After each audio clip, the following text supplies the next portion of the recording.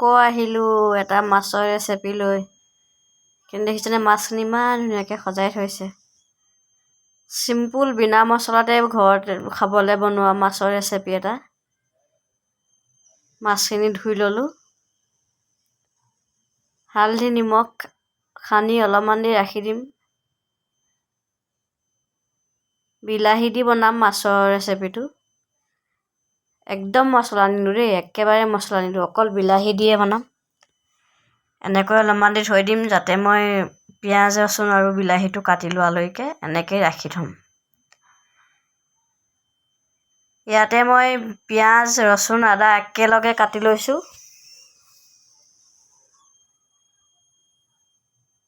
ছটা বিলাহী কাটি লৈছোঁ। বিলাহী ছটা লৈছোঁ, পিছে একো নিদিওঁ নহয়, সেইকাৰণে অকল বিলাহীয়ে দি বনাম। বাকী মছলা একোৱেই নিদিওঁ মই। কেৰাহীখন পাতি লৈছোঁ। কেৰাহীখন ভালকৈ গৰম হ'বলৈ দিছোঁ।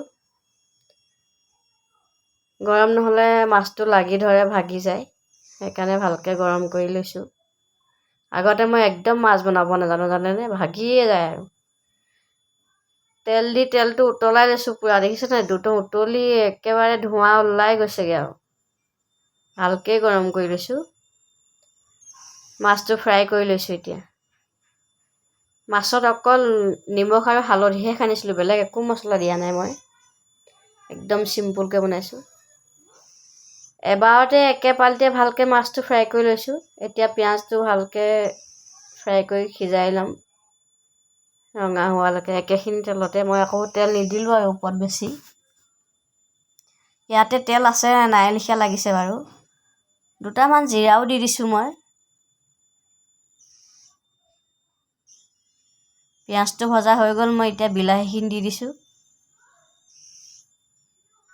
বিলাহীটো ভালকৈ ভাজি ল'ম। একো মছলা নিদিওঁ যদিও খাবলৈ বেয়া নালাগে, টেষ্টি হয়, সেইকাৰণে ভাবিলোঁ আপোনালোককো দেখাওঁ। এবাৰ বনাই খাই চাবচোন বিনা মছলাত। বেছি মছলা খোৱাও ভাল নহয় যে। মই হালধি এচামুচেই দিছোঁ। মোৰ আকৌ নিয়ম এটা আছে, হালধি দিওঁতে পৰে আৰু, যেনেকৈ হ'লেও মানে পৰিবই আৰু।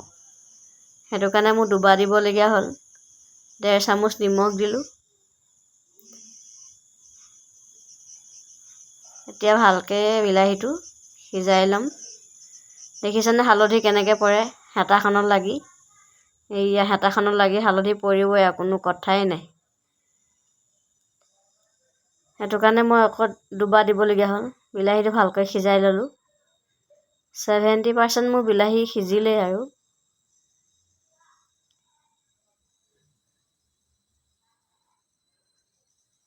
দেখিছে অকণো লাগি ধৰা নাই। কম তেলতে বনাইছোঁ বিনা মছলাত। এতিয়া পানী দি দিছোঁ। পানী মই সৰহকৈ দিছোঁ, সৰহকৈ এইকাৰণেই দিছোঁ, ভালকৈ উতলাই একেবাৰে শুকুৱাই দিম, মই গ্ৰেভি টাইপত কৰি দিম।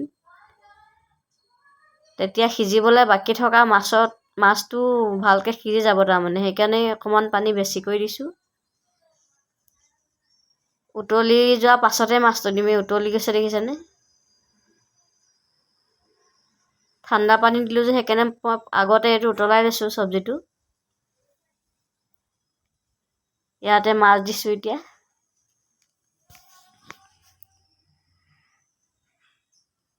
এনেকৈ সিজাই পানী সৰহকৈ দি কমাই দিম, একেবাৰে শুকাই যোৱালৈকে মই সিজাই থাকিম, ইয়াক উতলাই থাকিম। তেতিয়া খাবলৈ টেষ্টি হয় আৰু ফ্ৰাই কৰি লোৱা মাছটো কোমল হৈ যায়। ঠাণ্ডা পানী দিয়াৰ কাৰণে অলপ এনেকৈ ফেন দেখিছে, কিন্তু এইটো পিছত নাইকিয়া হৈ যাব যেতিয়া ভালকৈ সিজি যাব। গেছটো কমাই দি এনেকৈ ঢাকি থৈ দিম। মোৰ মাছ বনোৱা হৈ গ'ল। কেনেকুৱা পালে চাই জনাব দেই।